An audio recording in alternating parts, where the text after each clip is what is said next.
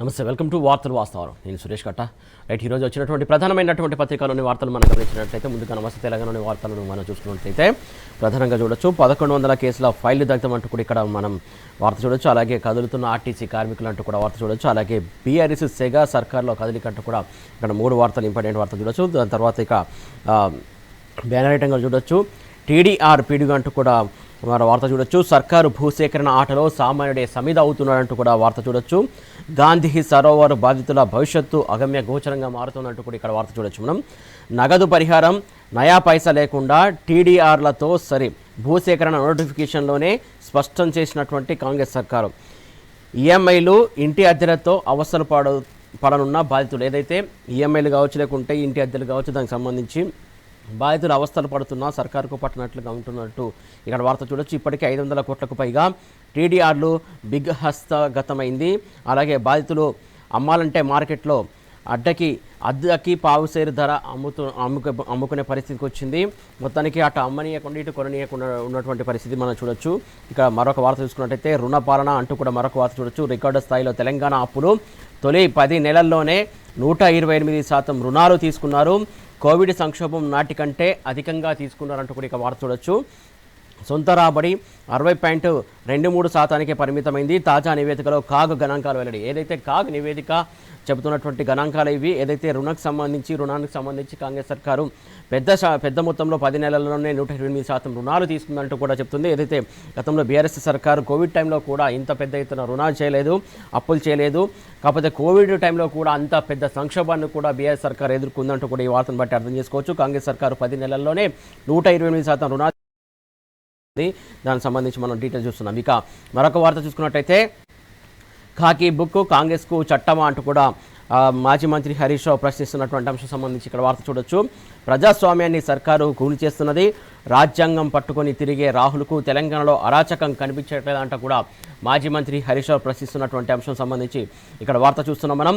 Police శాఖకు మచ్చ తెచ్చేలా DGP తీరు కనబడుతుంది. డీజీపీ తీరు వ్యవహార శైలి కూడా అలాగే పోలీసు శాఖకే మచ్చ తెచ్చేలాగా ఉన్నదంటూ కూడా ఇక్కడ వార్త చూడొచ్చు. అలాగే బీఆర్ఎస్ నేతలపై దాడులు చేసిన కేసులే నాయకులపైన పదే కాంగ్రెస్ సంబంధించినటువంటి వాళ్ళు దాడులు జరుగుతున్నా కూడా ఏ ఒక్క కాంగ్రెస్ కార్యకర్త పైన ఒక్క కేసు కూడా నమోదు చేయట్లేదు. అలాగే వాళ్ళకు వంత పడుతున్నారు. సర్కారు వాళ్ళకు ఏదైతే వాళ్ళకే పాజిటివ్గా ఉన్నారని చెప్పేసి ఆయన ఆరోపిస్తున్నటువంటి అంశం. దానికి సంబంధించి వార్త చూస్తున్నాం. ఎస్సీ ఎస్టీ కార్యకర్తలపై కేసులు అన్యాయం అంటూ కూడా ఆయన చెప్పుకొచ్చినటువంటి అంశం. మున్సిపల్ అక్రమాలపై విచారణ జరపాలంటూ కూడా ఆయన డిమాండ్ చేస్తున్నారు. వచ్చేది బీఆర్ఎస్ సర్కారే, ఎవరిని వదలమంటూ కూడా ఆయన హెచ్చరిక జారీ చేశారు. రైతు భరోసా ఇవ్వకుంటే కమిషనరేట్ ముట్టడి చేస్తామంటూ కూడా ఆయన వార్నింగ్ ఇచ్చారు సర్కారుకి. ఏదైతే రైతు భరోసా సంబంధించి ఇప్పటివరకు దాదాపు 2.5 సంవత్సరాలు అయిపోతుంది. రైతు భరోసా సంబంధించి ఇస్తామన్నటువంటి రైతు భరోసా ఇవ్వలేదు. ఇప్పటి వరకు 2 రైతు భరోసా ఇచ్చారు. దాదాపు ఇంకా 6 పెండింగ్లో ఉన్నాయంటూ కూడా ఆయన ఆరోపించినటువంటి అంశం. దానికి సంబంధించి మనం వార్త చూస్తున్నాం.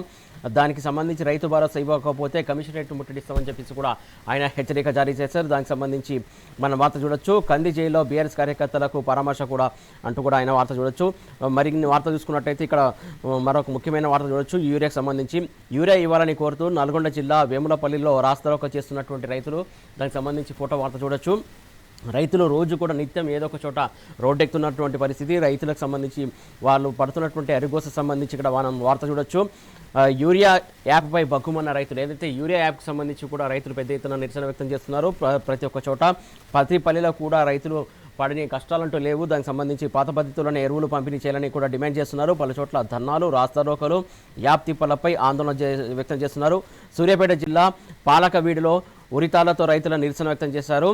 దానికి సంబంధించి ఇక్కడ వార్త చూడొచ్చు. ఇంకా పవర్ డిమాండ్ పీక్స్ వెళ్ళిపోతుంది. సమ్మర్ ఆల్రెడీ స్టార్ట్ అవుతున్నటువంటి నేపథ్యంలో ఎండలు సుర్రుమంటున్నాయి. అలాగే కరెంటు మీటర్లు గిర్రుమంటున్నాయంటూ కూడా ఇక్కడ వార్త చూడొచ్చు. రాష్ట్రంలో పెరుగుతున్న విద్యుత్ వినియోగం ప్రస్తుతం 300 మిలియన్ యూనిట్ల పైమాటే జరుగుతోంది. నెల రోజుల్లోనే 50 మిలియన్ యూనిట్లు అధికంగా వాడుతున్నారు. ఎండలు మరింత ముదిరితే దినదిన గండం, ఏదైతే ఫిబ్రవరి మాసంలోనే ఎండల తీవ్రత ఇలా ఉంటే రానున్న రోజుల్లో మార్చి, ఏప్రిల్, మే ఇంకా మండే ఎండలు ఉంటాయి. అలాగే ఏప్రిల్లో కూడా ఎట్లా ఉంటుంది ఏంటి అనేది, ఎంత పవర్ అవసరమో అనేది కూడా సర్కార్ ఆలోచించుకోవాలి. ముందు జాగ్రత్త చర్యలు చేపట్టాలంటూ కూడా వార్త చూడొచ్చు మనం. ఇక బడికి తాళం బజార్లో పాఠం అంటూ కూడా మరొక వార్త చూడొచ్చు. ఫోటో ఐటమ్, ఏదైతే బడికి వెళ్ళాల్సినటువంటి పిల్లలు ఎలాంటి ఇబ్బందులు పడుతున్నారో చూడొచ్చు. కాంగ్రెస్ సర్కారు నిర్వాహకం విద్యార్థులను రోడ్డున పడేసింది. సిద్దిపేట జిల్లా వర్గల్ మండలం జబ్బాపూర్లో జరిగినటువంటి ఘటన ప్రజాపాలనలో ప్రభుత్వ స్కూళ్ల దుస్థితికి కళ్లకు కట్టింది. సర్కారు బడి ఉన్నటువంటి భవనానికి కిరాయి చెల్లించలేక యజమాని శనివారం ఉదయం గేటుకు తాళం వేశారు. దీంతో స్కూలుకు వచ్చినటువంటి విద్యార్థులకు ఏం చేయాలో పాలుపోక పుస్తకాలు బ్యాగులతో ఇలా రోడ్డు మీదే కూర్చుని అయితే స్కూల్కి సంబంధించి దానికి సంబంధించి కిరాయి చెల్లించలేక ఏదైతే పిల్లలు బయట కూర్చుండి విద్యను అభ్యసిస్తున్నటువంటి పరిస్థితి, దానికి సంబంధించి ఇక్కడ వార్త చూడొచ్చు. మొత్తానికి చూసుకున్నట్టయితే సర్కారు బడిలో ఫుడ్ పాయిజన్, మరొక వార్త చూసుకున్నట్టయితే సర్కారు బడిలో ఫుడ్ పాయిజన్, రాగి జావ తాగి 6 విద్యార్థులకు అస్వస్థం. పాఠశాలలో ఈ ఘటన చోటు చేసుకుంది. నిత్యం ఏదొక పాఠశాలలో ఏదో ఒక రకంగా ఫుడ్ పాయిజన్ కావచ్చు, లేకుంటే ఇబ్బందులు పడుతున్నటువంటి అంశానికి సంబంధించి మనం రోజు చూస్తూనే ఉన్నాం. దానికి సంబంధించి అంశాలు చూస్తూనే ఉన్నాం. ఇక మరొక వార్త చూసుకున్నట్లయితే కోతలు కొర్రీలతో పత్తి రైతు చిత్తవుతున్నాడు అంటూ కూడా మరొక వార్త చూడొచ్చు. లక్ష్యానికి ఆమడ దూరంలో కొనుగోలు. ఈ ఏడాది లక్ష్యం 28.29 లక్షల టన్నులు. కొనుగోలు చేసింది మాత్రం 16.06 లక్షల టన్నులే. అంటే ఎంత వ్యత్యాసం ఉందో చూడొచ్చు. దాదాపు సగానికి సగం కొనుగోలు తగ్గిందని ఈ వార్తను బట్టి మనం అర్థం చేసుకోవచ్చు. రంగు మార్పు కొర్రీలతో భారీగా కోత విధిస్తోంది. ఎకరాకు 12 నుంచి 7 క్వింటాలకు కుదింపు జరుగుతోంది. ఇదైతే ఎకరాకు 12 నుంచి 7 క్వింటాలకు కుదింపు చేస్తుంది. దాదాపు ఎకరానికి 12 క్వింటాలు కొనాల్సింది పోయి 7 క్వింటాలకు కొంటున్నటువంటి పరిస్థితి. అన్నదాతలకు చుక్కలు చూపించినటువంటి CCI, ఏదైతే CCI అన్ని చోట్ల కూడా ఇలా అన్నదాతలకు చుక్కలు చూపిస్తుంది. అనేక కొర్రీలు పెడుతుందంటూ కూడా వాళ్ళు ఆవేదన వ్యక్తం చేస్తున్నటువంటి అంశం. చేష్టలుడిగి చూసినటువంటి కాంగ్రెస్ సర్కారు నెలాఖరు వరకే పత్తి కొనుగోలు గడువు, ఏదైతే ఈ నెలాఖరు వరకే పత్తి కొనుగోలుకు సంబంధించి కూడా గడువు విధించింది. ఇక మరొక వార్త చూసుకున్నట్లయితే హైడ్రాకు హైకోర్టు ముకుతాడు, సొంత నిర్ణయాలు చెల్లవు అంటూ కూడా ఏదైతే హైకోర్టు హైడ్రాకు హెచ్చరికలు జారీ చేసింది. నిషేధిత ఆస్తుల జాబితాను వెబ్సైట్లో పెట్టాలి, ప్రభుత్వ ఆస్తులేవో బహిరంగంగా ప్రకటించాలంటూ కూడా మార్గదర్శకాలు జారీ చేసింది హైకోర్టు. పదే హైడ్రాకు సంబంధించి చాలా అంశాలను ప్రస్తావిస్తుంది. ఎన్ని అంశాలు ప్రస్తావించినప్పటికీ కూడా హైడ్రా మాత్రం సైలెంట్గా తన పని తాను చేసుకుంటూ వెళ్తున్నటువంటి అంశం చూస్తున్నాం. దాదాపు వీకెండ్లో కూడా ఎలాంటి చర్యలు చేపట్టదని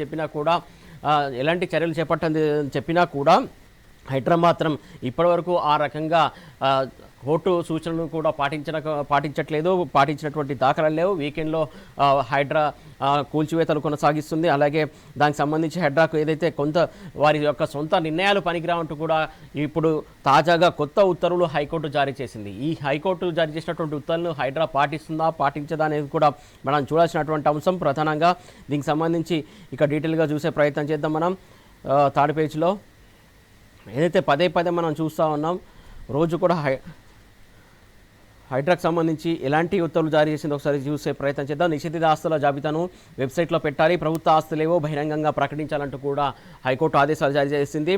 ఏదైతే ప్రభుత్వ ఆస్తుల పరిరక్షణ పేరిట విచక్షణారహితంగా పేదల నివాసాల కూల్చివేతలకు పాల్పడుతున్నటువంటి హైడ్రాకు హైకోర్టు కళ్ళెం వేసింది. భూములు, ఆస్తుల విషయంలో హైడ్రా ఇష్టం వచ్చినట్టు సొంత నిర్ణయాలు తీసుకోవడానికి వీలు జాబితాలో పేర్కొన్నటువంటి ఆస్తులేవో వాటి వివరాలను అధికారిక వెబ్సైట్లో పెట్టాలని రాష్ట్ర ప్రభుత్వాన్ని ఆదేశించింది. అదేవిధంగా ప్రభుత్వ ఆస్తుల వివరాలను కూడా వెల్లడించాలని పలు మార్గదర్శకాలు జారీ చేసింది. GHMC చట్టంలోని సెక్షన్ 371B ప్రకారం కార్పొరేషన్ పరిధిలోని రోడ్లు, డ్రైనేజీలు, వీధులు, నీటి వనరులు, బహిరంగ ప్రదేశాలు, పార్కులు తదితరాల రక్షణకు చర్యలు చేపట్టవచ్చునని తెలిపింది. ఈ క్రమంలో ఏదైనా చర్య తీసుకునే ముందు ఆ స్థలం స్థితిగతుల గురించి తెలుసుకోవాలని స్పష్టం చేసింది. ప్రభుత్వ ఆస్తులైతే ఆ వివరాలను స్థానిక సంస్థ సూచించింది. అనుమతించినటువంటి లేఅవుట్లు, ఖాళీ స్థలాలు, పార్కులు, టౌన్ సర్వే రికార్డులు, GHMC నిర్వహించే రోడ్లు తదితర వివరాలను కూడా పేర్కొనాలని ఆదేశాలు జారీ చేసింది. 22A కింద ఆయా ఆస్తులను నిషేధిత జాబితాలో ఉంచే ముందు హైకోర్టు డివిజన్ బెంచ్ ఇచ్చినటువంటి ఆదేశాలను అమలు చేయాల్సిందేనని స్పష్టం చేసింది. సెక్షన్ 22A పరిధిలో నిషేధిత జాబితాలో చేర్చే ముందు ఆయా ఆస్తుల వివరాలతో గెజిట్ నోటిఫికేషన్ జారీ చేయాలని సూచించింది. ఇకపై ఉపేక్షించమంటూ కూడా వార్నింగ్ ఇచ్చింది హైకోర్టు హైడ్రాకు. ప్రభుత్వ స్థలాల పరిరక్షణ పేరుతో కోర్టు ఆదేశాలకు విరుద్ధంగా హైడ్రా చర్యలు ఉంటే ఇకపై తాము ఉపేక్షించబోమని హైకోర్టు స్పష్టం చేసింది. ఇది ప్రభుత్వ స్థలం అంటూ నిర్ణయానికి వచ్చి ఎలాంటి నోటీసులు ఇవ్వకుండా హైడ్రా ఏకపక్షంగా చర్యలు తీసుకోవడానికి వీల్లేదని స్పష్టం చేసింది.